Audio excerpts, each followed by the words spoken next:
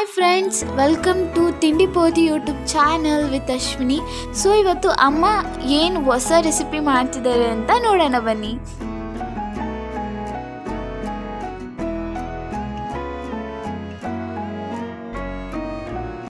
ಎಲ್ಲರಿಗೂ ನಮಸ್ಕಾರ. ಇವತ್ತು ನಾನು ಹಳ್ಳಿ ಸ್ಟೈಲಲ್ಲಿ ರಾಗಿ ರೊಟ್ಟಿ ಮತ್ತೆ ಕಡಲೆಕಾಯಿ ಚಟ್ನಿ ಮಾಡೋದನ್ನ ತೋರಿಸ್ತೀನಿ. ಹೇಗ್ ಮಾಡೋದು ಅಂತ ನೋಡೋಣ ಬನ್ನಿ. ರಾಗಿ ರೊಟ್ಟಿ ಮಾಡಕ್ಕೆ ಏನೇನ್ ಬೇಕಂತ ನೋಡೋಣ ಬನ್ನಿ. 1 ಬಟ್ಲು ರಾಗಿ ಹಿಟ್ಟನ್ನು ತಗೊಂಡಿದ್ದೀನಿ. ಹಾಗೆ 1/4 ಬಟ್ಲು ಗೋಧಿ ಹಿಟ್ಟು, 1/4 ಬಟ್ಲು ಚಿರೋಟಿ ರವೆ, ಹಾಗೆ ಉಪ್ಪು ಮತ್ತೆ ಕಲಸೋದಿಕ್ಕೆ ನೀರು. ಇವಾಗ ಹೇಗೆ ಇದನ್ನ ಕಲಸೋದಂತ ತೋರಿಸ್ತೀನಿ. ಇವಾಗ ಒಂದು ಪಾತ್ರೆಗೆ 1 ಬಟ್ಲು ರಾಗಿ ಹಿಟ್ಟು ಮತ್ತೆ ಗೋಧಿ ಹಿಟ್ಟು ಮತ್ತೆ ರವೆ,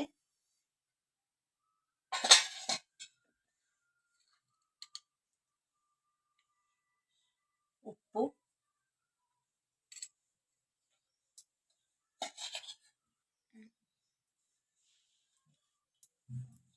ಇದಿಷ್ಟನ್ನು ಫಸ್ಟ್ ಮಿಕ್ಸ್ ಮಾಡ್ಕೋಬೇಕು ಚೆನ್ನಾಗಿ. ಈ ರಾಗಿ ಹಿಟ್ಟಿಂದು ರೊಟ್ಟಿ ಅಂದರೆ ತುಂಬ ಚೆನ್ನಾಗಿರುತ್ತೆ ಟೇಸ್ಟಾಗೆ. ಮತ್ತು ಹಳ್ಳಿ ಕಡೆ ಇದು ಹಂಚಿನ ಮೇಲೆ ಬಳಿಯೋದ್ರಿಂದ ಇನ್ನೂ ಟೇಸ್ಟ್ ಬರುತ್ತೆ. ಹಳ್ಳಿ ಕಡೆ ಎಲ್ಲ ಒಲೆಯಲ್ಲಿ ಮಾಡ್ತಾರೆ, ಆದರೆ ಇಲ್ಲಿ ನಾವು ಸಿಟಿಲಿ ಇರೋದ್ರಿಂದ ಒಲೆಯಲ್ಲೆಲ್ಲ ಮಾಡೋಕ್ಕಾಗಲ್ಲ. ಹಾಗಾಗಿ ನಾನು ಸ್ಟೌವಲ್ಲೇ ತೋರಿಸ್ತೀನಿ. ನಾನು ಯಾವ ಬಟ್ಲಲ್ಲಿ ರಾಗಿ ಹಿಟ್ಟು ತಗೊಂಡಿದ್ದೆ ಅದೇ ಬಟ್ಲಲ್ಲಿ 1 ಬಟ್ಲು ನೀರು ತಗೊಂಡಿದ್ದೀನಿ. ಇವಾಗ ಸ್ವಲ್ಪನೇ ಹಾಕೊಂಡು ಕಲಿಸ್ಕೊಳ್ಳೋಣ.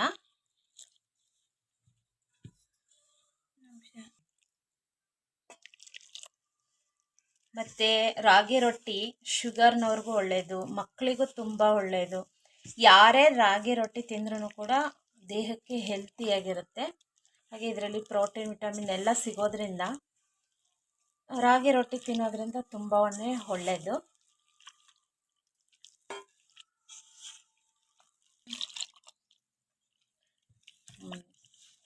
ಸ್ವಲ್ಪನೇ ನೀರು ಹಾಕೊಂಡು ಕಲಿಸ್ಕೊಳ್ಳಿ. ತೀರಾ ತೆಳ್ಳಗೂ ಇರಬಾರ್ದು, ಗಟ್ಟಿಯಾಗೂ ಇರಬಾರ್ದು, ಮೀಡಿಯಮ್ ಹದದಲ್ಲಿ ಇರಬೇಕು.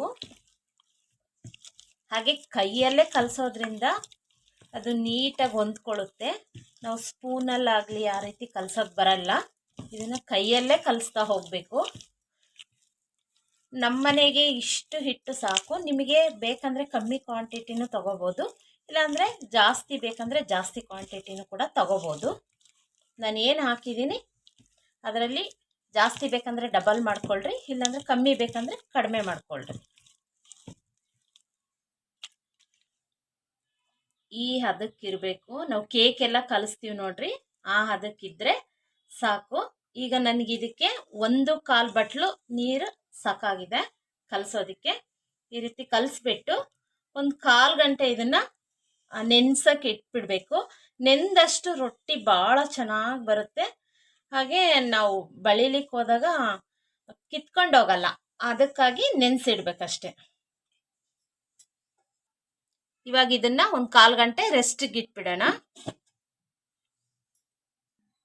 ರಾಗಿ ರೊಟ್ಟಿ ಜೊತೆಗೆ ನಾವು ಇವತ್ತು ಕಡಲೆ ಬೀಜದ ಚಟ್ನಿ ಅಥವಾ ಶೇಂಗಾ ಚಟ್ನಿಯನ್ನ ಮಾಡೋಣ. ಅದಕ್ಕೆ ಏನೇನು ಬೇಕಂತ ನೋಡ್ತಾ ಹೋಗೋಣ. 1 ಬಟ್ಲು ಕಡಲೆ ಬೀಜ, 5ರಿಂದ 6 ಒಣಮೆಣಸಿಕಾಯಿ. ಇದು ಖಾರದ ಮೆಣಸಿಕಾಯಿ, ನಾನು ಯಾವುದೇ ಬ್ಯಾಡಗೆ ಮೆಣಸಿಕಾಯಿ ಕಲರ್ ಯೂಸ್ ಮಾಡಿಲ್ಲ. ಖಾರದ ಮೆಣಸಿಕಾಯಿ ಟೇಸ್ಟ್ ಕೊಡೋದು. ಹಾಗೆ 1/2 ಕಪ್ಪು ಹುರ್ಗಡ್ಲೆ, ಸ್ವಲ್ಪ ಕೊತ್ತಂಬರಿ ಸೊಪ್ಪು, ಸ್ವಲ್ಪ ಪುದೀನ ಸೊಪ್ಪು, ಸ್ವಲ್ಪ ಕರಿಬೇವು, ರುಚಿಗೆ ತಕ್ಕಷ್ಟು ಉಪ್ಪು, ಹಾಗೆ ಒಂದು ಸ್ವಲ್ಪ ಹುಣಸೆಹಣ್ಣು, ಮತ್ತು ಸ್ವಲ್ಪ ಶುಂಠಿ, 1 ಇಂಚಷ್ಟು ಶುಂಠಿ, 2 ಬೆಳ್ಳುಳ್ಳಿ, 2 ಗೆಡ್ಡೆ ಬೆಳ್ಳುಳ್ಳಿ. ಇವಾಗ ಚಟ್ನಿ ಹೇಗೆ ಮಾಡೋದಂತ ನೋಡೋಣ. ಇವಾಗ ಚಟ್ನಿ ಮಾಡೋದಕ್ಕೆ ಒಂದು ಪಾನ್ ಇಟ್ಕೊಂಡು ಕಡಲೆ ಬೀಜ ಏನು ತಗೊಂಡಿದ್ವಲ್ಲ ಅದನ್ನು ಚೆನ್ನಾಗಿ ಹುರ್ಕೋಬೇಕು.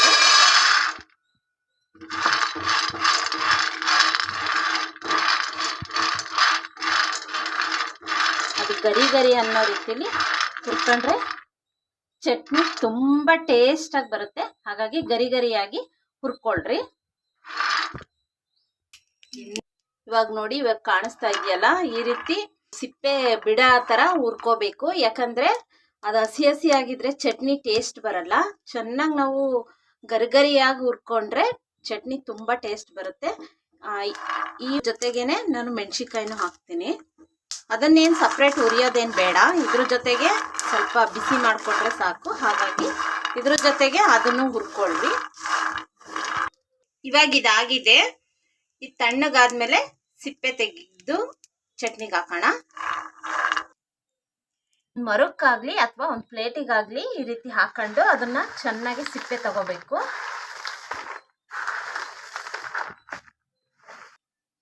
ಇವಾಗ ಕಡಲೆ ಬೀಜದ ಸಿಪ್ಪೆ ಎಲ್ಲ ತೆಗೆದು ಬಂದಿದ್ದೀನಿ. ಇವಾಗ ಇದನ್ನ ಚಟ್ನಿ ಮಾಡೋದು ಹೇಗೆ ಅಂತ ತೋರಿಸ್ತೀನಿ. ಇದನ್ನ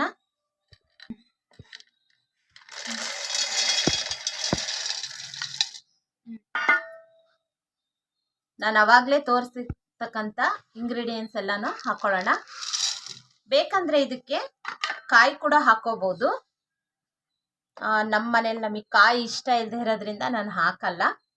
ಇವಾಗ ಎಲ್ಲಾನು ಇದ್ರೊಳಗೆ ಹಾಕ್ಕೊಂಡು ಮಿಕ್ಸಿ ಮಾಡ್ಕೊಂಬರೋಣ.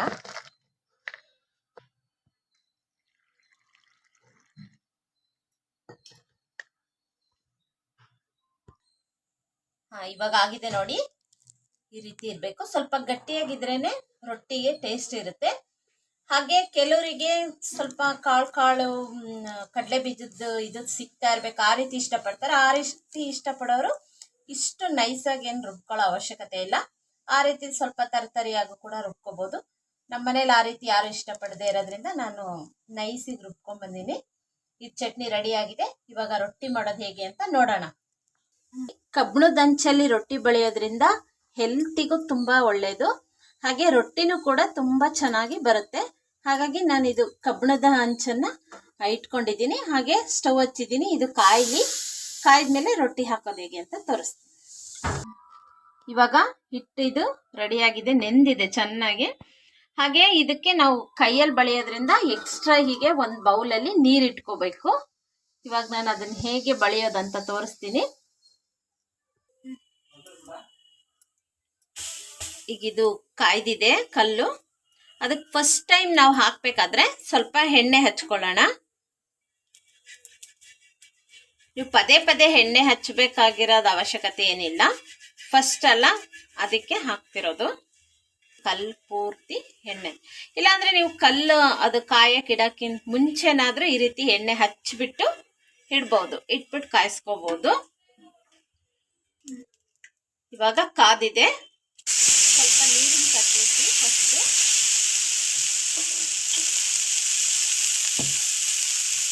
ಕಲಸಿರ್ತಕ್ಕಂಥ ರೊಟ್ಟಿ ಹಿಟ್ಟನ್ನ ಈಗ ಕೈಯಲ್ಲೇ ಹಾಕಿ ಸ್ವಲ್ಪ ನೀರನ್ನು ಹೆಚ್ಚಿಕೊಂಡು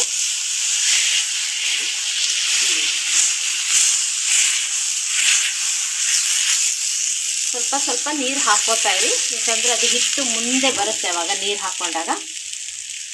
ಫಸ್ಟ್ ಸ್ಟಾರ್ಟಿಂಗ್ ಮಾಡೋರಿಗೆ ಸ್ವಲ್ಪ ಕಷ್ಟ ಅನ್ನಿಸ್ಬೋದು, ಬಟ್ ಏನು ಕಷ್ಟ ಇಲ್ಲ. ಕಲಿತಾ ಇದ್ರೆ ಅದೇ ಈಸಿ ಆಗುತ್ತೆ ನೋಡಿ. ಇಷ್ಟೇ.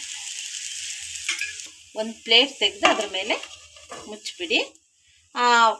ಮೀಡಿಯಮ್ ಫ್ಲೇಮಲ್ಲಿ ಇಟ್ಟಿರಬೇಕು. ಒಂದು 2ರಿಂದ 3 ನಿಮಿಷ ಹಾಗೆ ಬಿಟ್ಬಿಡ್ಬೇಕು. ಅನಂತರ ನೋಡ್ಬೋದು ನೀವು ಎಷ್ಟು ಚೆನ್ನಾಗಿ ರೊಟ್ಟಿ ಆಗಿದೆ ಅಂತ. ಇದನ್ನು ಈ ರೀತಿ ತೆಗಿಬೇಕು. ಫಸ್ಟ್ ಟೈಮ್ ಮಾಡೋರಿಗೆಲ್ಲ ಸ್ವಲ್ಪ ಕಷ್ಟ ಅನಿಸುತ್ತೆ, ಬಟ್ ತುಂಬ ಚೆನ್ನಾಗಿ ತುಂಬ ಟೇಸ್ಟಾಗಿರುತ್ತೆ.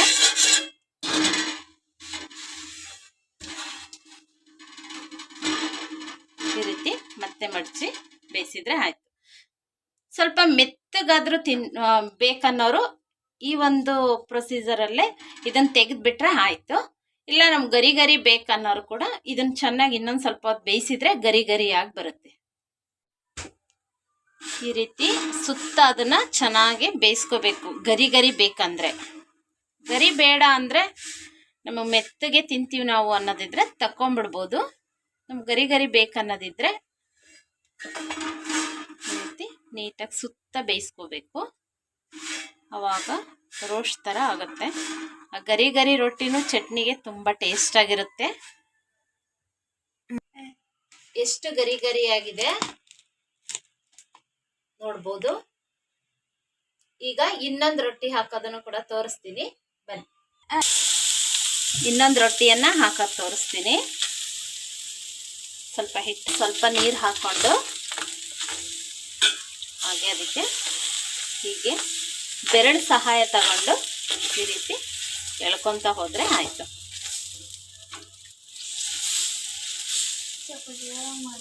ಅದು ಯಾವ ರೀತಿನಾದ್ರೂ ಬರಲಿ, ರೌಂಡ್ ಆದರೂ ಬರಲಿ ಅಥವಾ ಶೇಪ್ ಯಾವ ರೀತಿನಾದ್ರೂ ಬರಲಿ, ಈ ರೀತಿ ಬಳಿಯೋದನ್ನು ಕಲ್ತ್ಕೊಂಡ್ರೆ ರೊಟ್ಟಿ ತುಂಬ ಟೇಸ್ಟಾಗಿರುತ್ತೆ. ಒಂದ್ಸರಿ ಟ್ರೈ ಮಾಡಿ. ಇದಾದ ತಕ್ಷಣ ಈ ರೀತಿ ಮುಚ್ಚಿಬಿಡ್ಬೇಕು. 1-2 ರಿಂದ 3 ನಿಮಿಷ ಬಿಟ್ಟರೆ ಅದು ಬೇಯುತ್ತೆ. ಇವಾಗ ಇದನ್ನು ತೆಗಿಯೋಣ.